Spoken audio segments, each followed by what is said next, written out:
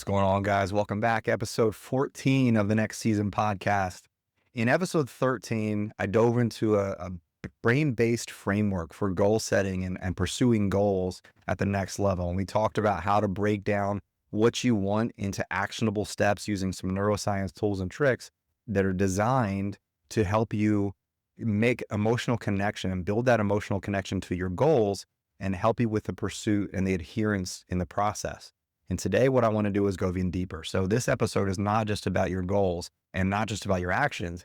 It's about taking those actions and the goals and the emotional connection you have with them and turning those into habits. So it's not just things that you sustain during the pursuit of the goal and then once you achieve it, but to actually turn those goals, those actions into habits and turn those states into traits, making this part of who you are and what you do. And we're doing this with the neuroscience-backed tips and tools. So these are things that are going to work with you and work with your brain so that they become actionable for you. What I want to do is start off by talking about some of the neural processes, some of the things that are going on, the mechanisms in the brain. So you understand some terms and key components of the brain and some of the things that are going on kind of in a goal pursuit cycle. And then I'm going to give you the 5 tips or the 5 tools that I have that you can apply to help you turn these actions and habits, these goals that you set right now, and turn them into part of your identity and part of who you are. So they're sustained habits over time. So let's start off by talking about what's going on in the brain, because if you understand, even at a basic level, some of the mechanisms and some of these processes that are going on, you can use this to your advantage and you can adjust your approach in a way that works for you. This is not a blanket approach for everybody.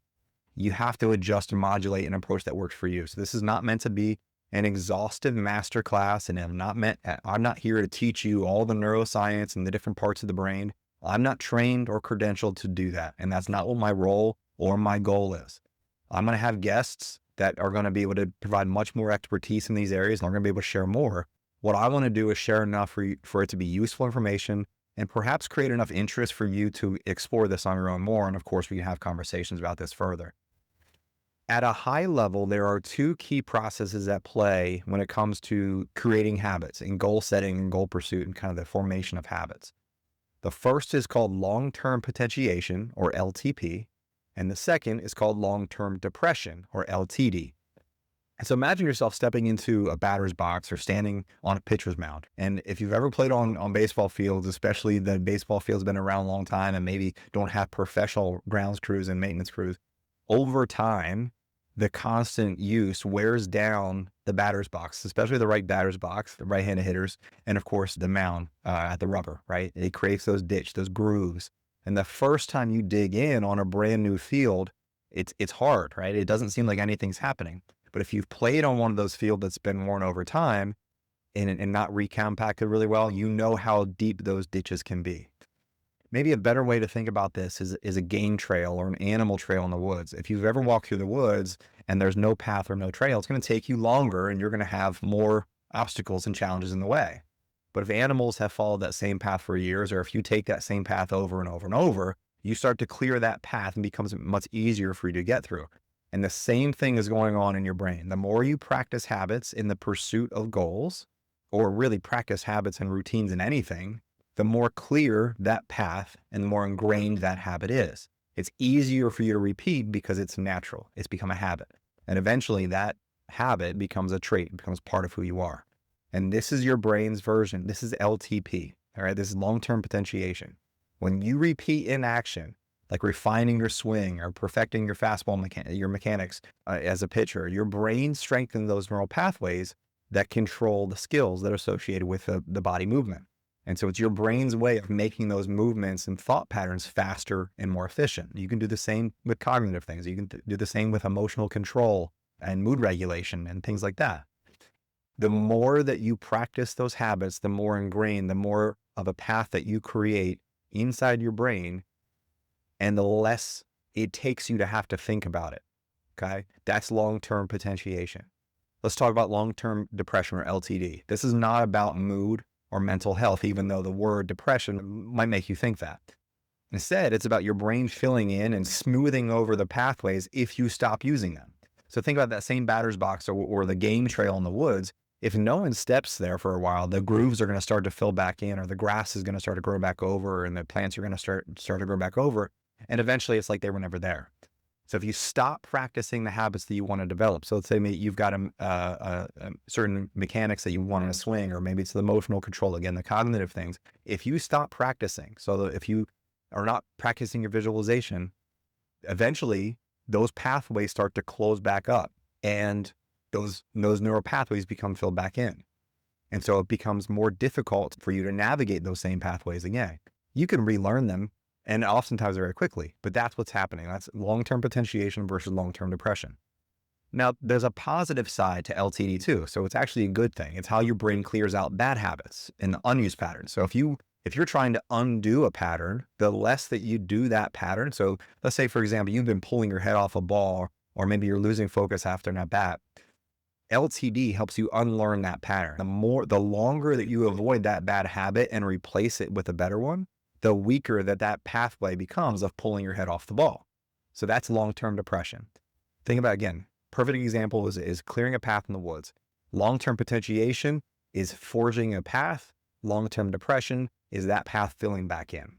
So you can use those mechanisms to either create new habits, or to get rid of old habits. And I talk to players about this all the time. They come in and say, I took 50 swings every day for a month or something like that. And when I see their swings and they have some poor movement patterns or flaws, those hundreds of swings have actually further cleared a bad path in that mind-muscle connection, which means it's going to take them more work to break that habit. And this is why consistency matters so much. So every rep you take, every time you show up, you're reinforcing those neural pathways that you want to keep and let go of the ones that you don't. Your brain is literally wiring itself to reflect the habits that you practice the most. So the first thing we want to do is understand those two main mechanisms in the brain, which are responsible for breaking bad habits and establishing new habits, the ones that we want to have. And there's a few more areas of the brain that I want to note, and some key hormones and neurochemicals. I don't want to go too deep on this, but I want to give you some context. So quick and dirty version. Here's some brain regions at work when it comes to goal setting, goal pursuit, and then turning these goals and actions into habits. The prefrontal cortex. The prefrontal cortex is responsible for planning, decision-making, and self-control. This sets and prioritizes goals and regulates the effort needed to achieve them. The basal ganglia. This part of the brain supports habit formation and motivation by connecting goal-oriented actions with rewards. So this is the action I'm taking, and this is the outcome I'm going to get. The ventral striatum. This is the key area for the brain's reward system. So this region generates feelings of pleasure, and it reinforces goal-directed behavior. The amygdala plays a role in emotional responses, especially when that goal is tied to fear, excitement, or reward. So again, that emotional connection, big emotional connection, you've got a goal associated with that. That's why we talked about in the previous episode the importance of establishing what it's going to feel like for you when you achieve it, and what it could feel like for you if you don't pursue it or you don't achieve it. What are those emotional connections? That's all tied to the amygdala. And then finally, my favorite is the anterior midcingulate cortex. And the anterior midcingulate cortex is critical for building grit and resilience. This is called the resilience or the grit part of the brain, especially when tasks associated with your goals are challenging or things that you don't really enjoy, but they are aligned to your long-term goals. So for example, if you know that, if you believe that getting in the habit of doing ice baths or doing stretching, if you don't really like stretching, or doing meditation, if you don't really like doing that, if those things are important to you and important to your goal pursuit, but you don't enjoy them, the anterior midcingulate cortex is at play here to build grit and resilience.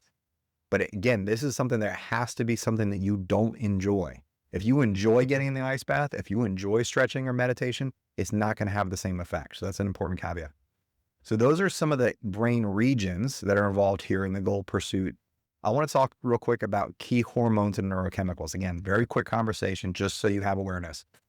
Dopamine. You know that this is referred to as the reward molecule. It's also, perhaps more importantly, the motivation molecule. It drives goal-directed behavior and reward success. Serotonin is associated with mood regulation and long-term goal pursuit. So the serotonin is a happy chemical, okay, that makes you feel good. Endorphins is another feel-good chemical that released, especially when you're in action, when you're in movement, and when goals are achieved during effortful physical activity. Norepinephrine or noradrenaline, that enhances your focus and attention during the pursuit of the goal, right? That's the precursor to adrenaline.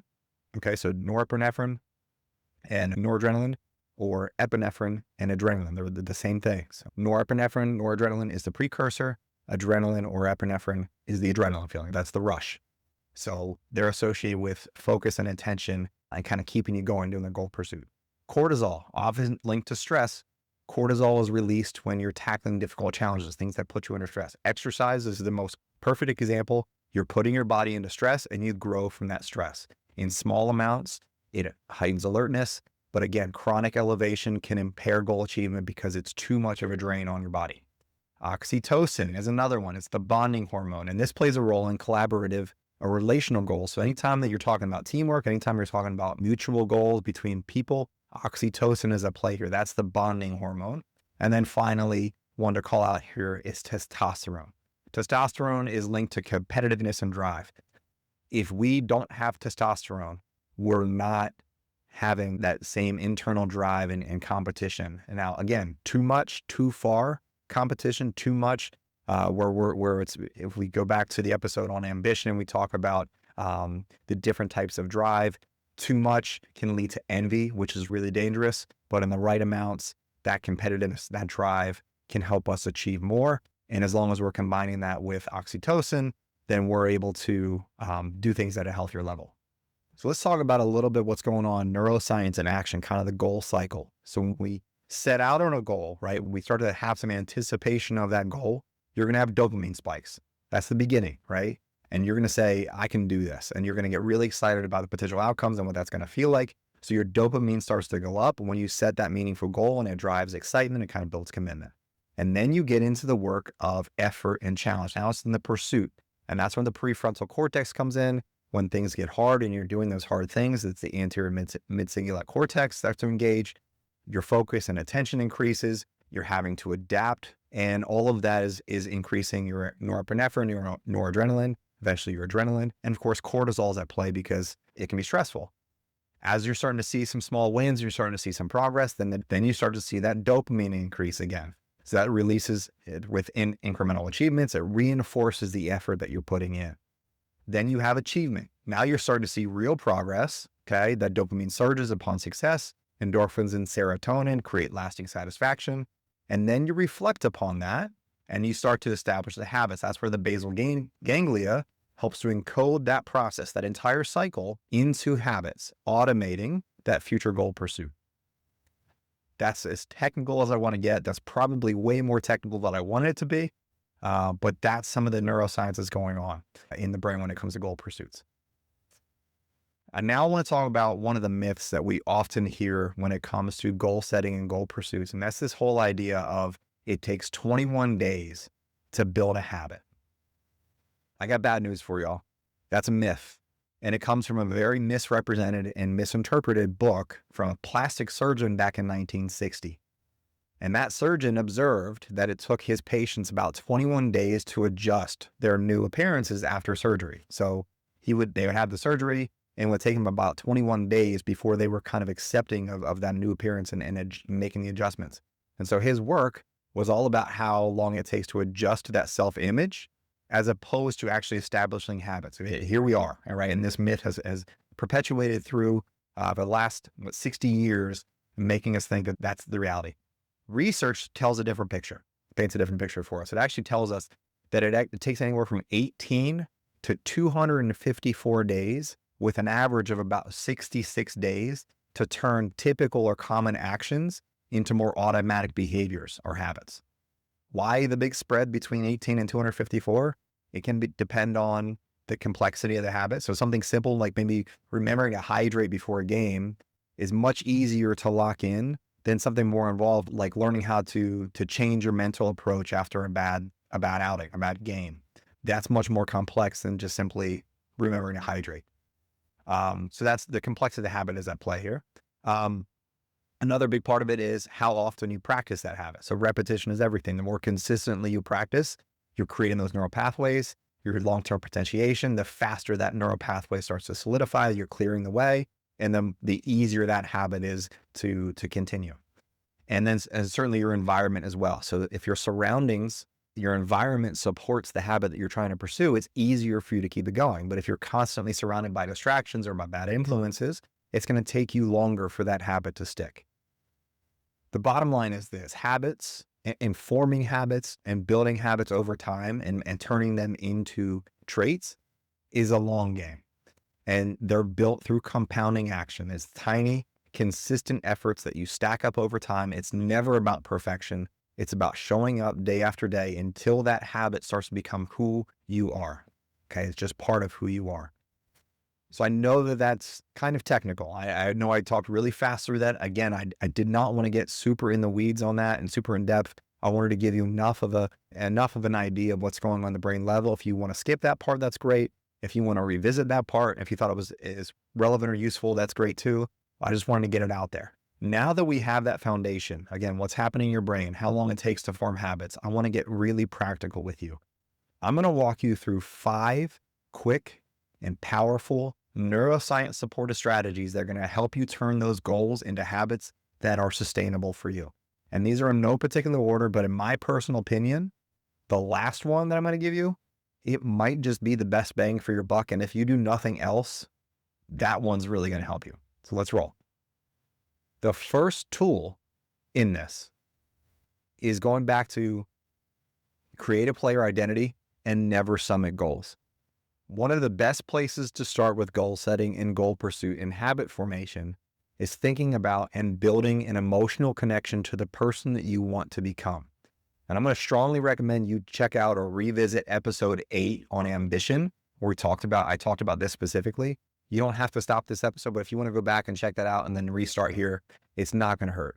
In that episode, I cover the 5 bricks of the ambition pillar, including create a player identity-based goal setting and never summit target setting. These are powerful ways to establish habits and build identity and to stay resilient and to have and maintain continuous improvement. And this is the first tool for turning goals into habits. It's making sure that you have the creative player identities and never summit targets. Of course, I also cover in that episode the other bricks in the ambition pillar, including values and vision and standards and boundaries and drive, and it's specifically about generative drive. And these are big parts of it as well. But for the creative player identity-based goal setting, you're going to design the skills and traits and even that kind of swagger of the player and the person that you want to be. And then you're going to think about the habits and actions that make that come to life, and then you execute it. Why is this powerful? Because identity-based goals align with your brain. When your actions are tied to who you believe you are and who you want to become, they become second nature. So again, the example I used in that episode, I think, was it's not about I need to exercise 3 days a week. It's I am a person who exercises. That's building the identity around the actions and behaviors that you know are important in order for you to achieve the goals that you want to achieve. And then you combine that identity-based goal setting with never summit targets. So traditional goals often feel like summits. Your goal is to climb a mountain. And when you reach the top, you typically have to come back down. And in real life, people who achieve big climbs, literally, or major milestones, such as a big race or a big project or a big life goal, in the aftermath of that, their dopamine drops far below baseline, and it can lead to depressive moods or states. And that's where never summit targets come in. These are dynamic goals that evolve as you evolve. As you grow and develop and get stronger or faster, whatever it is your goal is, then your goals continually increase, and they keep that fire alive and ensure continuous improvement. And this approach eliminates that post-goal slump by anchoring your pursuit in a growth mindset. So I need you to I embrace the identity of somebody who is a relentless learner and competitor. It doesn't mean that you don't celebrate. It doesn't mean you don't have contentment. You need to have a reward system. And remember, you're content, but you're just not complacent. It means you're looking for the next challenge and always looking for ways to improve. So the first tool, again, is establish your creative player identity and your never summit goals. The second tool for turning goals into habits is something I got from author James Clear in the book Atomic Habits. And a few of these actually come from that book. It's the perfect book for this topic. And it's the idea of habit stacking. Your brain loves routines. And if you can tie a habit or attach a habit or stack a habit to something you already do, every day. It's almost like turning a double play or pulling off a double steal. Like if you're going to get one out, you might as well get two. If you're going to steal one runner, you might as well steal two, right? One is already in motion. And so you stack on the other one to go along with it while you're at it. Habit stacking is all about linking that new habit to something you already do almost automatically, like without even having to think about it. You've got a good habit, you've got a good practice or good routine, something that you do, and then you're just going to associate and do another habit that you want to start to do along with that. Morning routines, evening routines. These are things that if you've got things that you already are doing without really thinking about it, they're perfect ways to start to ingrain some of these new habits. And this is thanks to something called synaptic pruning. That's just basically another way to think about long-term potentiation. So as you're walking down that path, now I'm going to do something else while I'm walking on that path. Okay. This is your brain's way of strengthening the synaptic connections for the things you do while trimming away the things that you don't. When you attach a new habit to an existing one, you're piggybacking on a process that's already automated in your brain. So instead of creating a new neural pathway from scratch, you're simply adding a branch to, adding a piece to what's already a solid foundation. So if you're walking along a path already, now you're just adding another habit with it.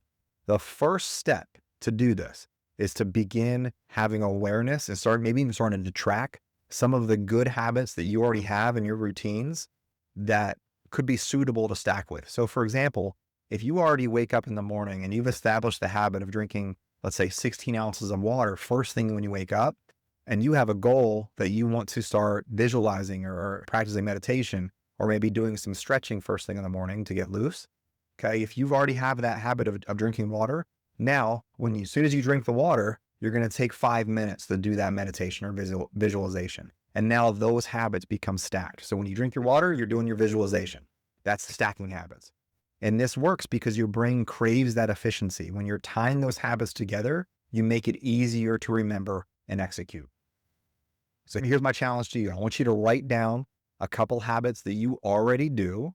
And then I want you to figure out which one you can establish and stack a new habit to. So whatever your goal is, and you know that the actions associated with that, I want you to stack one on top of it. And the beauty of this habit stacking is momentum. Once you've built and nailed one habit, you can stack it to another. And then eventually you can stack on a third. And then eventually you can stack on a fourth if you need to. Now you've got a bunch of new habits and routines that you just do. That's the second tool. All right, so this one, for the third tool, I'm going to go back a little bit. And this probably fits a little bit better in the goal setting step from the previous episode, but I didn't do it there. We're going to do it here.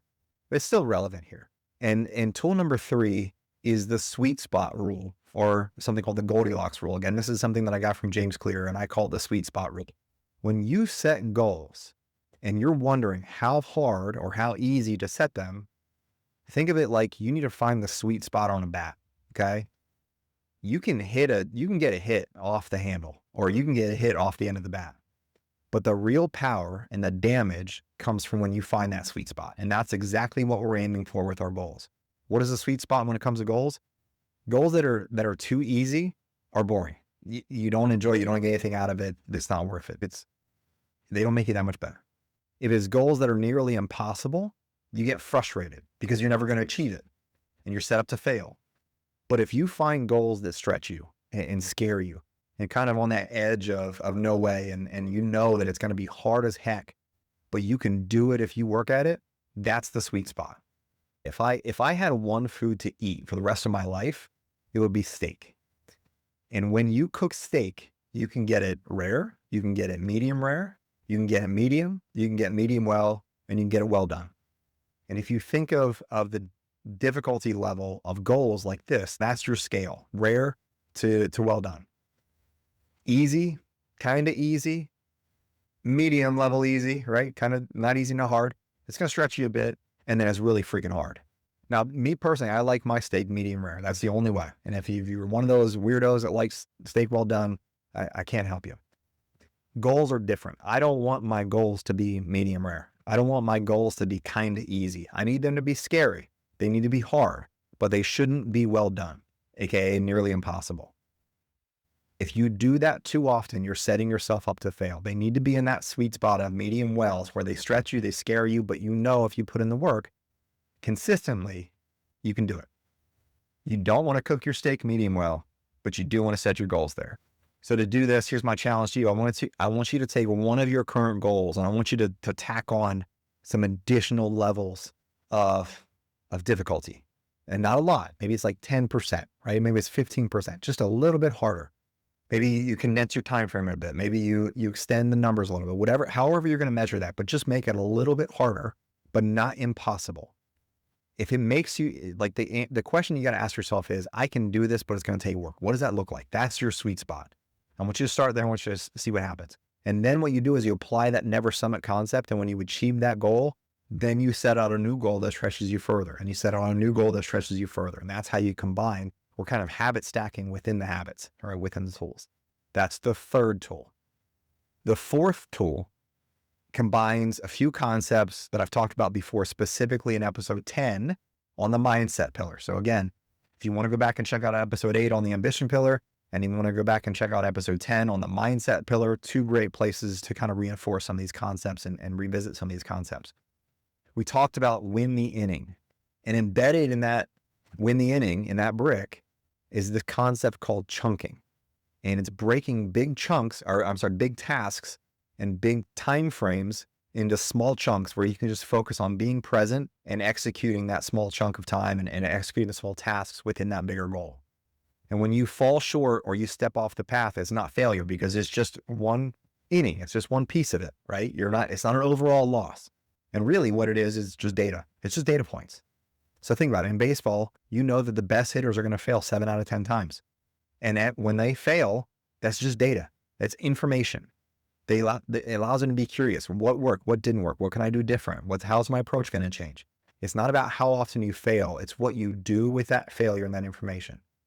So if you missed a workout, ask why. Adjust your schedule.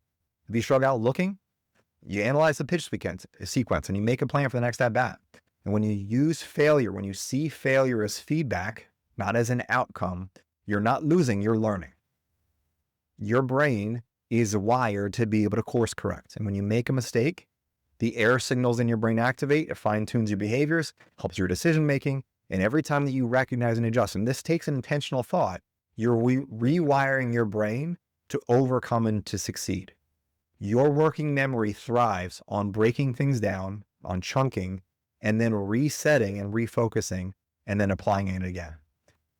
So to do this, you want to have a short-term memory. That's another big piece of this, is having a short-term memory. Chunk your goals. One bad at bat, one bad morning, one bad day doesn't have to ruin the rest of your time frame. Stay locked in, focus on small, manageable chunks of time. And then when something goes wrong, forget it, hit the mental reset button, move forward. Clean slate. When one inning ends, a new inning's coming. When one game wraps, the next game in the series is coming up. When the series ends, there's still more games in the season. When that season ends, there's next season. Here's my action step to you, my challenge to you on this tool. Check out episode 10 and figure out how you can apply the win the inning brick, that short-term memory, that using failure as feedback and chunking to help you sustain habits when things go sideways. The last tool I'm going to give you, I want to talk about breaking bad habits.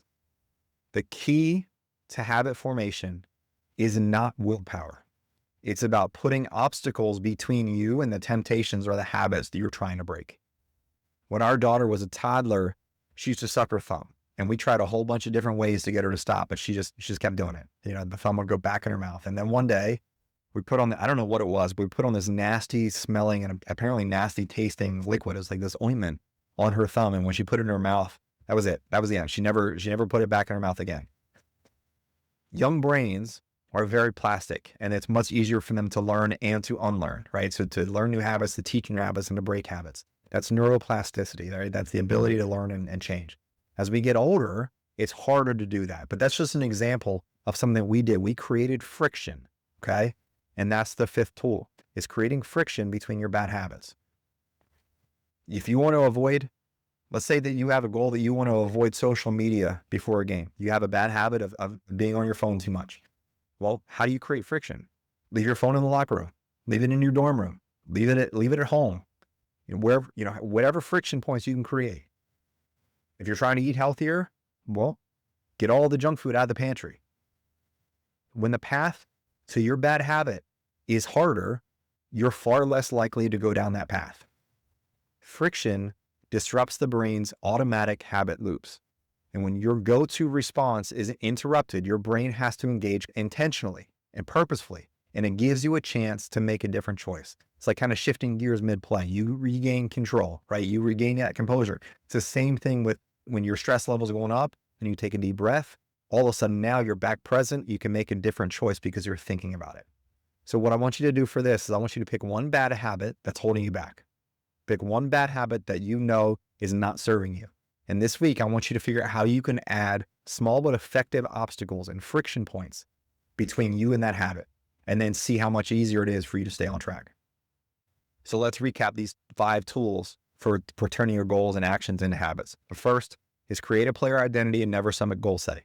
Build that identity of who you are and how you're going to continuously improve. The second tool is habit stacking. What habits do you already have that are good? And how can you use those to stack on new habits that become ingrained in your routines? The third is the sweet spot of the Goldilocks rules, making goals hard, but not too hard that you're set up to fail, and certainly not too easy.